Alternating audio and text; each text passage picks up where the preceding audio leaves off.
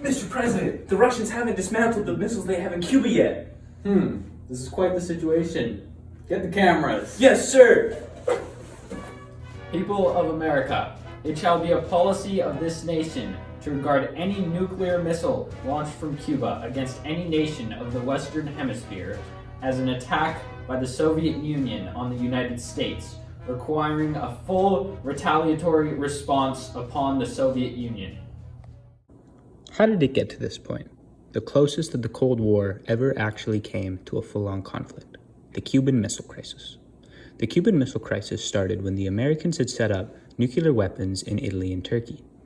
The Russians had to find some sort of way to pay back this obvious provocation. Those stupid American pigs have set up missiles in Italy and Turkey. I suppose we'll have to find some way to get back at them. This is a perfect idea. Chairman of the Soviet Union, Nikita Khrushchev, decided on placing nuclear warheads in Cuba, which was just 90 miles off the coast of Florida. In order to do this, he had a secret meeting with the communist dictator of Cuba, Fidel Castro. Together, they worked out the terms that would lead to the Soviet Union being allowed to build their weapons on the small island. Cuban friend, it is my understanding that you are also an enemy of the United States, yes? Yes, those capitalist pigs have been instilling their values upon my nation for far too long. So let's say we get ourselves a deal then. I supply you with Russian-made missiles if you agree to use them on the United States. Yes, that sounds good. We have ourselves a deal then. The Americans weren't sitting around and doing nothing while all this was going on, however. Before the nuclear weapons were ready to be used, an American spy plane was able to get photographs of the missile sites. Mr. President, we've just received photographic evidence of communist missile silos in Cuba. What are we gonna do? First things first, we need to stop the weapons from reaching the communists. We're going to implement a quarantine around the Caribbean to stop more ships from reaching Cuba. We will also continue stockpiling weapons in Turkey. Great idea, sir.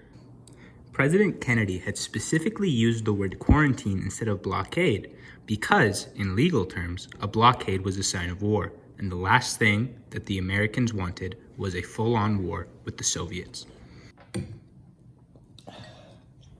Damn it, those capitalist dogs think they outsmarted me with their little quarantine. Why don't they just call it what it is? We'll need to outsmart them. We will have to send more weapon shipments to Cuba to break through their quarantine. Send more weapons to Cuba. Send more missiles to Turkey and reinforce the quarantine. Send more weapons to Cuba. Mr. President, the Russians are sending even more missiles to Cuba. We will fight fire with fire. Send more weapons to Turkey. In the following days, the Russians and the Americans were eventually able to come to mutual terms and end the blockade. The Russians dismantled their weapons in Cuba, and the Americans dismantled their weapons in Turkey. The world watched in awe as the two sides were able to successfully navigate around a full-scale war that would have threatened to end the world as we know it. I hope that we can reach an agreement and not allow this conflict to escalate any further. Dismantle your missiles in Cuba, and we can have further negotiations. If you take your missiles out of Turkey. No. Yes. Very well then. I should also give you my number so that you can just call me if this ever happens again. That's a fantastic idea, Mr. Kennedy. In order to avoid a situation like this arising in the future, the two world leaders established a Washington-Moscow hotline to promote negotiations between the two superpowers.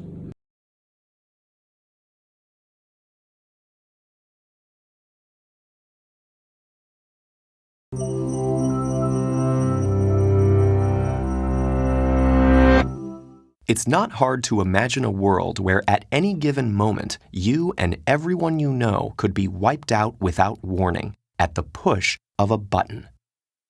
This was the reality for millions of people during the 45-year period after World War II, now known as the Cold War.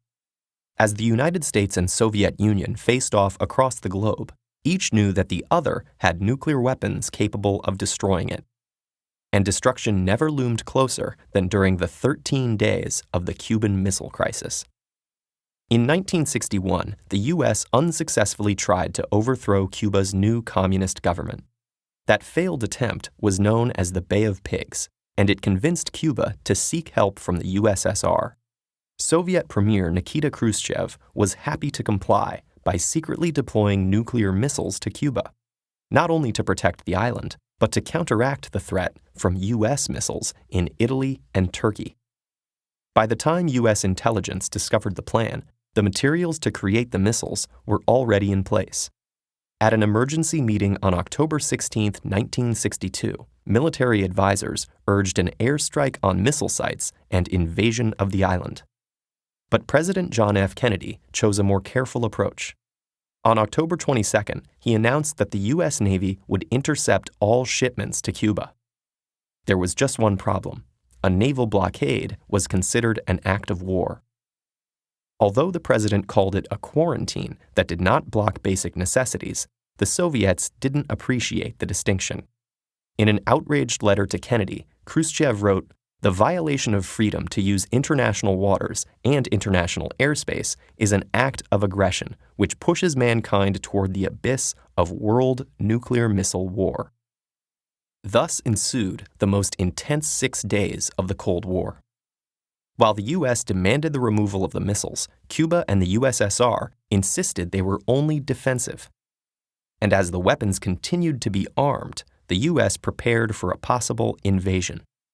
On October 27th, a spy plane piloted by Major Rudolf Anderson was shot down by a Soviet missile. The same day, a nuclear-armed Soviet submarine was hit by a small depth charge from a U.S. Navy vessel trying to signal it to come up.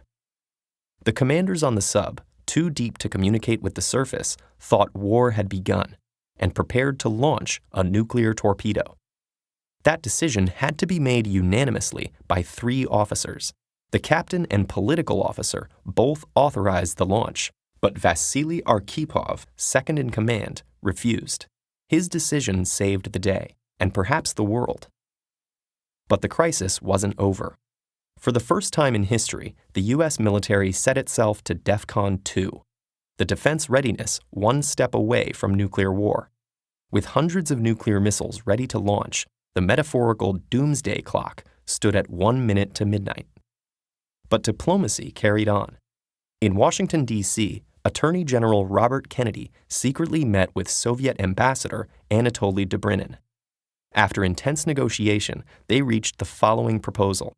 The U.S. would remove their missiles from Turkey and Italy and promise to never invade Cuba in exchange for the Soviet withdrawal from Cuba under UN inspection. Once the meeting had concluded, Dobrynin cabled Moscow, saying time is of the essence and we shouldn't miss the chance. And at 9 a.m. the next day, a message arrived from Khrushchev announcing the Soviet missiles would be removed from Cuba. The crisis was now over. While criticized at the time by their respective governments for bargaining with the enemy, contemporary historical analysis shows great admiration for Kennedy and Khrushchev's ability to diplomatically solve the crisis. But the disturbing lesson was that a slight communication error or split-second decision by a commander could have thwarted all their efforts, as it nearly did, if not for Vasily Arkhipov's courageous choice. The Cuban Missile Crisis revealed just how fragile human politics are compared to the terrifying power they can unleash.